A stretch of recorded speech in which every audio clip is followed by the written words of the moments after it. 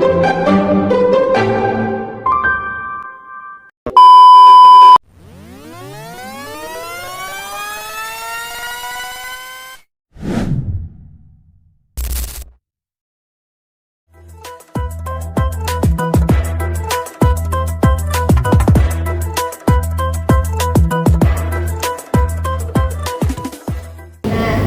dari kelompok 7 yang beranggotakan saya sendiri, Azizah Rashida, dan rekan saya. Nama aku Nur Fatima, kalian bisa panggil Lupa. Oke, Kak Lupa. Nah, di sebelah kiri saya. Nama aku Raja Zakia. Oke, udah kenal semua berarti ya. Nah, baik, jadi presentasi kali ini kami dari kelompok 7, aku akan menjelaskan mengenai gangguan kecemasan. Nah, gangguan kecemasan ini tuh kayak udah sering nggak sih kita alami, atau mungkin kayak sering kita dengar dalam keseharian kita, bener nggak? Mungkin dari teman-teman semua ada yang pernah ngalamin gangguan kecemasan? Pernah nggak? Pernah. Nah, aku sendiri kan nih saat ini aja kayak masih cemas, masih ada kayak grogi, takut nanti yang lupa materinya. Nah, sebelum itu kita akan mengenal dulu apa sih itu gangguan kecemasan. Nah, gangguan kecemasan merupakan kondisi psikologis yang ditandai dengan rasa cemas berlebihan.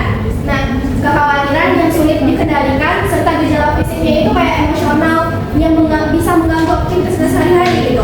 Terus gangguan kecemasan ini sering terjadi karena perubahan fisik, hormonal, dan psikososial yang dialami remaja, serta tekanan dari lingkungan seperti keluarga, teman sebaya, atau akademik.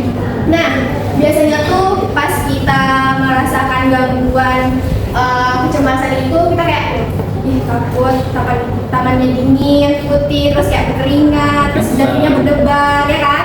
Nah, di sini ada beberapa jenis gangguan kecemasan. Nah, aku ngambilnya hanya 4 aja mungkin yang bisa kami sampaikan hari ini. Yang pertama itu ada gangguan kecemasan umum atau GAG. Nah, gangguan kecemasan umum ini merupakan kekhawatiran yang berlebihan terhadap berbagai hal, seperti kesehatan, prestasi, atau hubungan sosial. Misalnya nih, kayak kita tuh cemas masalah prestasi kita. Gimana ya? IPK aku besok apakah bisa 4, apakah turun, apakah kayak aku 2 atau gimana, nah kayak gitu. Itu kekhawatiran yang berlebihan terhadap berbagai hal. Yang kedua itu ada gangguan panik. Nah, gangguan panik ini melibatkan serangan panik tiba-tiba yang disertai dengan gejala fisik seperti jantung kayak kita berdebar, sesak nafas, rasa takut yang akan kehilangan kendali. Mungkin aku pernah berada di posisi ini, kayak aku lagi di depan umum, terus jantung aku tuh berdebar, sesak nafas, terus kayak kehilangan kendali gitu loh sama diri aku sendiri, kayak nanti mau ngomong apa ya, kayak udah mulai aja pikirannya gitu. Soalnya teman ini tipe. Terus yang ketiga ada fobia sosial, dimana rasa takut yang intensif terhadap penilaian atau penghinaan dari orang lain, terutama situasi sosial. Misalnya kayak kalian itu fobia sosial itu misalnya terhadap penilaian orang lain, kayak kalian itu merasa cemas gitu, nanti dikatain apa ya, mungkin dikatain sok bijak, jangan dikatain kayak apa ya, sok gitu, sok tahu, ya kan, ada kan kayak kalau kayak gitu. Nah, terus ada fobia spesifik. Nah, fobia spesifik ini ketakutan irasional. Irasional, ada yang tahu nggak irasional itu?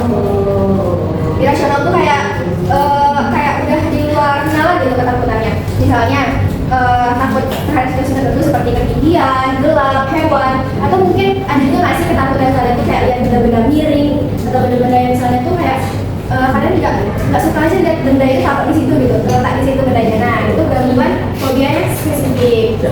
Nah, selanjutnya ciri-ciri gangguan kecemasan akan dijelaskan oleh Aisyah. Ciri gangguan kecemasan ini ada 2 juga. Yang pertama adalah ciri psikologis dan ciri fisik. Nah, pada ciri psikologis ini dimulai ada rasa khawatir atau takut berlebihan. Kan biasanya tuh kalau misalnya cemas tuh ya, kita tuh ada rasa takut, apalagi kalau misalnya presentasi di depan kan cemas ya, dosen ngeliatin, apalagi kalau misalnya benar dia kayak secara belajar apa itu kan kita panik ya, ini ada salah apa gitu kan. Terus rasa ketegangan pada diri dan perasaan itu tidak nyaman, kayak apa nggak sih kalau misalnya aku di depan tuh dia langsung kaku gitu, dia kalau presentasi atau apa tuh dia nggak bisa lepas buat bergerak, itu kayak nyaman gitu.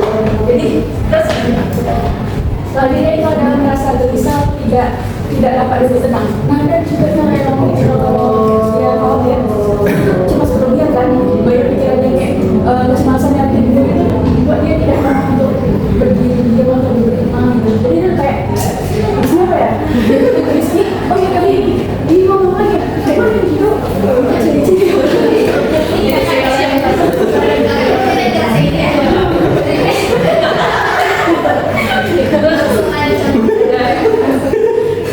Ada yang bicara secara berlebihan dan cepat, jadi kayak mungkin ada nih orang yang cepat kan, apalagi kalau misalnya di bareng orang atau kita bisa lihat sendiri orang cepat kayak tadi kamu kayak gitu, tadi dia masih begini kayak enggak, tadi saya habis jalan sini, padahal orang nggak ada menanyakan itu. Terus di sini juga kita bisa lihat dia berlebihan, terus cepat interaksinya, terus sulit untuk konsentrasi. Ciri-ciri kalau bermasalah itu dia tidak bisa fokus pada satu hal. Terus takut hilang kendali dan sulit tidur. Juga rasa ingin bisa kayak apalagi kalau jadi ketua kalau pacaran bikin pacaran kan, kalau misalnya dia grogi atau misalnya siapa bisa lanjut. Siapa itu adalah ciri fisik. Nah, ciri fisik ini yang pertama dirasakan itu tekanan darah dan denyut nadi jantung itu selalu meningkat. Kalau misalnya itu kayak jantungnya itu kayak kencang gitu kan, terus kayak rasanya kayak panas gitu. Nah, terus itu ada ketegangan otot di kepala tuh ya. Mungkin ada ya, mungkin sebelum ngerasain pingsan tuh ada tuh merasa kayak kepala kita tuh kayak pusing gitu atau enggak biasanya kayak tegang gitu. Nah itu ciri fisik pada kecemasan. Lalu mungkin ada sakit kepala, pusing dan mual atau rasa tidak enak di lambung. Kayak kalau misalnya kecemasan, kalau dia ngomong itu ada yang merasa kayak mungkin ini apa ya, biasanya kalau asam lambung kan tiba-tiba ngomong kayak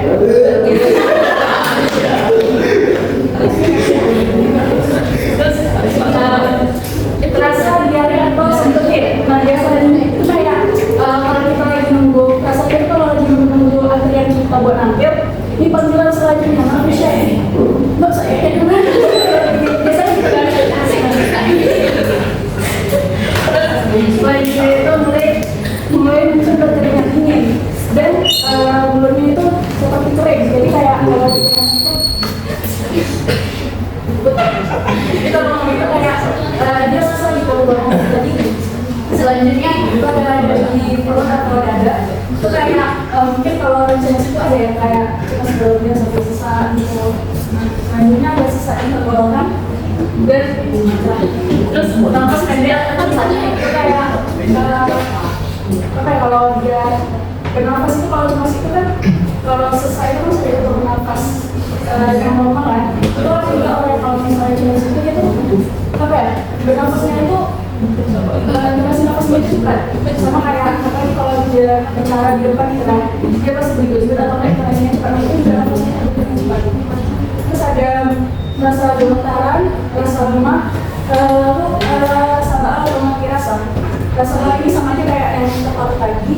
Terus rasakan kesemutan, ya sama gitu. Gitu aja. Terus nah selanjutnya ini ada faktor-faktor penyebab kecemasan. Yang pertama itu ada lingkungan yang sudah kita kan sebab fisik. Nah lingkungan ini memiliki dua faktor penyebabnya. Pertama itu adalah lingkungan di dalam keluarga dan lingkungan sosial. Nah kalau lingkungan keluarga itu lingkungan atau sekitar tempat tinggal yang mempengaruhi cara berpikir individu tentang diri sendiri. Kalau kayak seperti ini, kalau keadaan rumah dengan kondisi yang kurang dengan pertengkaran atau dengan penuh kesalahpahaman serta adanya tidak peduli orang tua terhadap anak-anaknya itu dapat juga menyebabkan timbulnya kecemasan. Terus selanjutnya lingkungan sosial. Lingkungan sosial ini faktor yang dapat mempengaruhi kecemasan individu itu kalau individu tersebut berada pada lingkungan yang tidak baik atau karena individu tersebut menimbulkan suatu perilaku yang buruk itu dapat menimbulkan berbagai nilai yang buruk di mata masyarakat.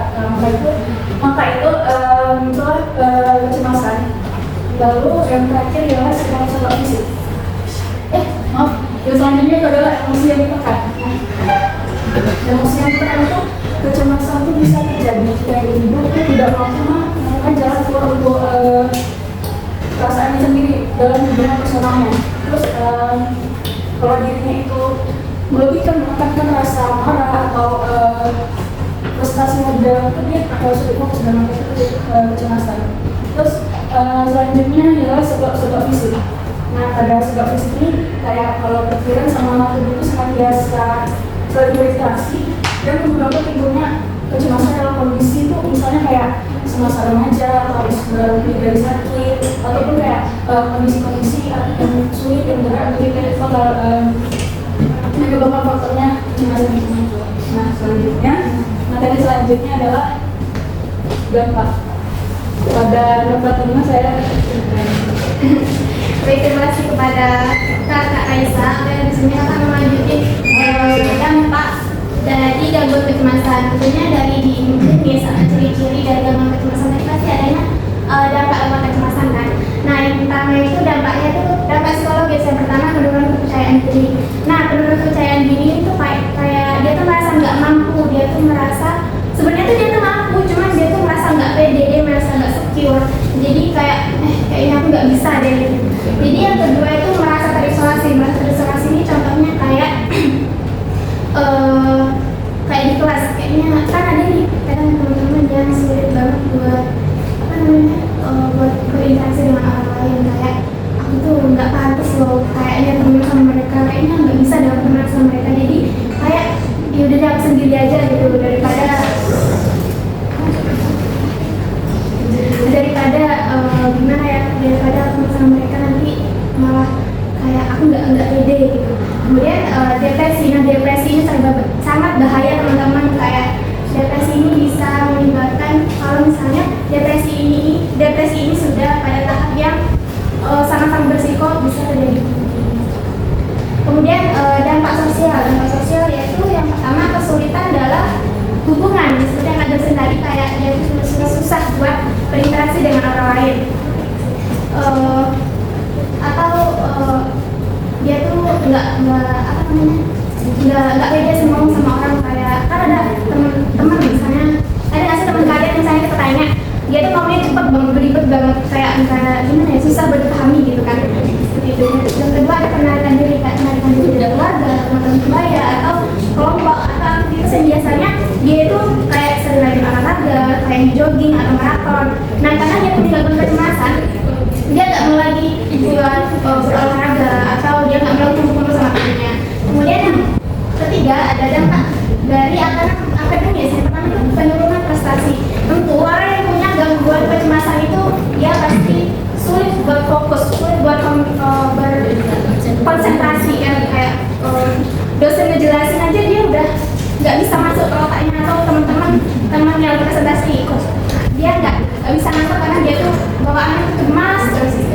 Jadi otomatis nilai IPK dia itu jadi turun. Nah, kemudian yang kedua absen berlebihan. Nah, absen berlebihan ini contohnya Umi. Nah, misalnya Umi besok presentasi. Nah, Umi ini punya gangguan kecemasan. Nah, Umi itu mengambil kesimpulan kayaknya aku nggak bisa di presentasi besok. Jadi kayaknya aku mending ambil absen aja daripada aku harus presentasi yang aku nggak bisa ngomong di depan umum kayak gitu. Nah, jadi berpengaruh pada akademis kita. Kemudian yang keempat ada dampak sosial, yaitu yang pertama itu masalah kesehatan. Nah, masalah kesehatan ini orang yang punya gangguan kecemasan dia tuh sering sakit kepala, sering sakit perut, susah buat tidur, terus kayak dikit-dikit capek. Kan ada tuh ini tanda psikologi kan nomor 3 ya kita pasti sering rasain kan, kayak udah naik tuh kayak capek banget kayak habis lari 10 km. Seperti itu tuh merupakan dampak dari gangguan kecemasan. Kemudian pola tidur terganggu. Nah, insomnia itu teman-teman pernah nggak sih kayak pengen banget tidur tapi nggak bisa tidur karena overthinking, mikirin apa gitu. Biasanya teman-teman mikirin nggak bisa tidur tuh karena overthinking. Tugas anak iya tugas atau mikirin tugas aku jadi apa ya gitu. Sampai pikiran itu berlebihan menjadi memiliki gangguan kecemasan sehingga kita punya penyakit insomnia. Nah, selanjutnya itu ada risiko yang pertama itu risiko penyalahgunaan substansi. Nah, penyalahgunaan substansi ini apa sih, Kak? Nah, risiko penyalahgunaan substansi ini kayak orang yang punya gangguan kecemasan itu kan dia pengen banget menenangkan dirinya sendiri kan. Jadi dia menenangkan diri sendiri kan minum-minuman atau berbahayanya obat-obat panas saya salah. Jadi kayak pasti pasti dari minuman atau obat panas itu pasti punya dampaknya ke depannya lebih bahaya kan. Nah, kemudian yang terakhir itu gangguan fungsional. Nah, gangguan fungsional itu apa sih, Kak? Gangguan fungsional itu adalah kondisi di mana organ atau sistem tubuh kita itu tidak berfungsi dengan baik. Contohnya, ada nggak sih kayak kita tuh lagi cemas terus lagi duduk, bawaannya tuh pengen goyang-goyang atau bawaannya tuh nggak tenang, pengen kepo aja gitu kan. Nah, selanjutnya nanti cara mengatasi gangguan kecemasan akan sampai ke rekan-rekan. Oke, terima kasih, Pak. Oke, selanjutnya itu ada cara mengatasi gangguan kecemasan ini. Nah, yang pertama itu teknik manajemen diri.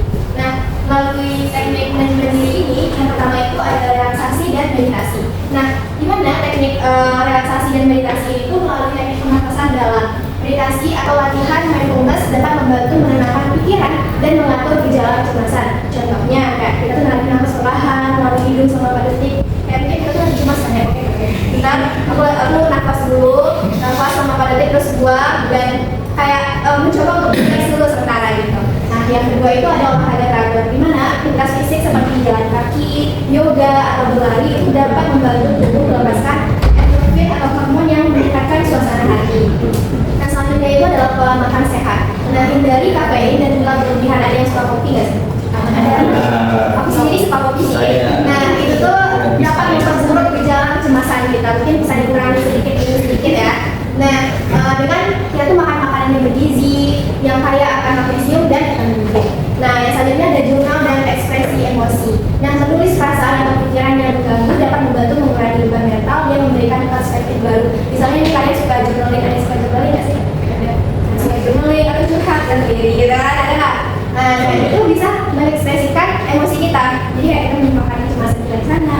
Aku lagi cemas sama kecemasan besok, atau aku lagi cemas sama IPK aku, atau masa depanku gitu kan. Nah, kita bisa buat jurnal untuk mengekspresikan emosi kita. Nah, selanjutnya tidur yang cukup. Nah, pastikan tidur yang berkualitas itu karena pastikan tidur berkualitas, karena kurang tidur itu dapat memperburuk kecemasan kita. Tetap rutinitas tidur yang konsisten. Misalnya nih, kalian mau presentasi besok kan, terus kayak kalian tuh gak cukup tidur, besoknya udah gak cukup tidur, kita tuh gak kurang persiapan, akhirnya gagal, terus kayak pas ditanya tuh kayak diam aja, akhirnya apa? Kecemasan kita meningkat kan ya. Nah, itulah kenapa tidur yang cukup itu diperlukan untuk menghadapi gangguan kecemasan. Selanjutnya, oke, udah selesai. Nah, baik, terima kasih sebelumnya teman-teman sudah mendengarkan dengan baik. Terus juga ada pertanyaan tadi, kami sangat mengapresiasi sekali. Dimana kayak lagi jam-jam ngantuk, terus lapar kan, sudah fokus menyimak dari kami. Dari semua kekurangan yang kami juga ilmu dari kami juga, kami ucapkan mohon maaf dan terima kasih. Itu aja presentasi dari kami. Assalamualaikum warahmatullahi wabarakatuh. Waalaikumsalam.